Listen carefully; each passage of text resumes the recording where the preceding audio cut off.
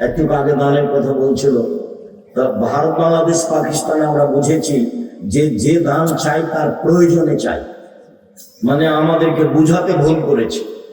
আমাদেরকে বুঝতে হবে আমি আমার প্রয়োজনে দান করি।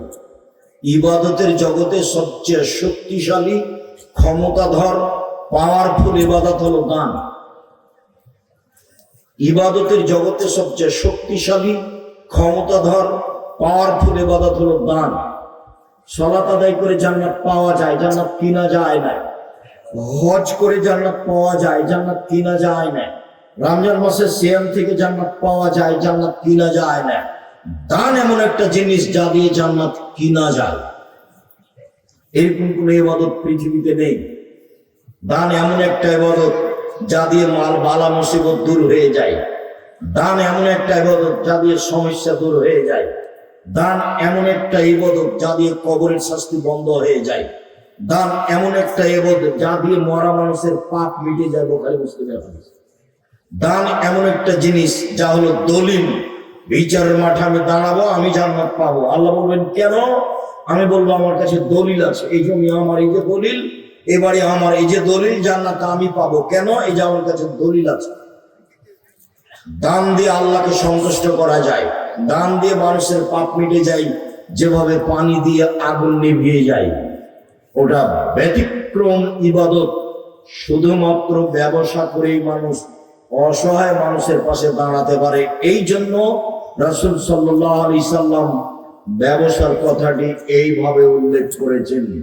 বাকি পদ্ধতিতে মানুষ অসহায় মানুষের পাশে তেমন দাঁড়াতে পারে না। বলছিলাম সেই রাসূল সাল্লাল্লাহু আলাইহি সাল্লাম বললেন, এই পৃথিবীর মানুষ লা তুশরিক বিল্লাহ ওয়া ইন কাতালতা ওয়া হুররিকতা, জ্বালিয়ে দেওয়া হলো শিরক করো না, হত্যা করা হলেও শিরক করো না, শিরক মহাপাপ। রাসূল সাল্লাল্লাহু আলাইহি সাল্লাম বলেন, আল্লাহ তাআলা বলেন, আদমের ছেলে মেয়ে শোনো, মা দাওয়াতনে রাজাউতানি, তুমি যেভাবে ডাকো আমি সেভাবে থাকি। তুমি যেভাবে ডাকো আমি সেভাবে থাকি। তুমি যেভাবে আশা পোষণ করো সেভাবে আমি পূর্ণ করে থাকি। তুমি যেভাবে আশা পোষণ করো সেভাবে আমি পূর্ণ করে থাকি। আমি ক্ষমা চাইলে ক্ষমা করে দিই। আমি পরোয়া করি না তুমি কত বড় পাপী। আমি পরোয়া করি না তুমি কত বড় পাপী। আদমের ছেলে মেয়ে শোনো, তোমাদের পাপ বেশি হতে হতে যদি আকাশে লেগে যায়, পাপ আর পাপ, আকাশ জমিন ভর্তি আছে। এরপরে যদি আমাকে বলো, যেভাবে বলো আমি সেভাবে থাকি।